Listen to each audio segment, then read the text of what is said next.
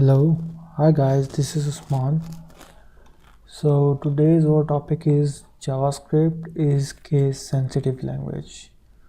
I know you will be well aware of what is case sensitive.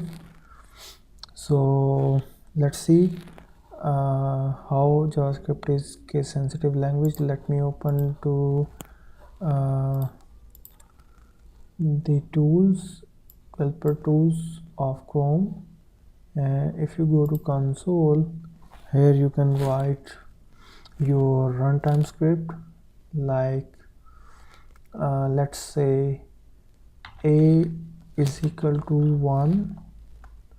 Okay, so now here is a is our variable, and if you write and and press enter, you will see the 1 in output.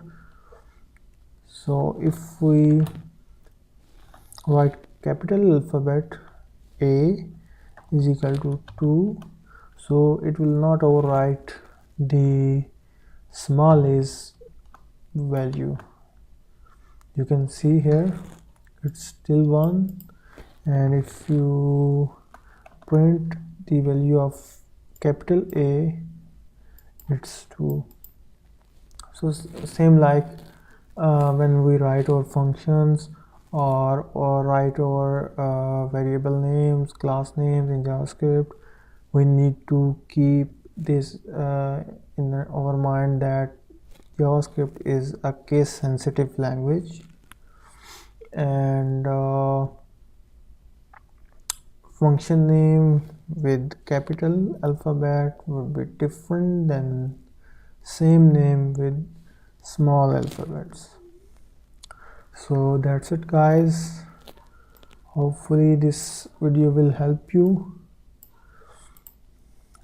See you soon in our next video.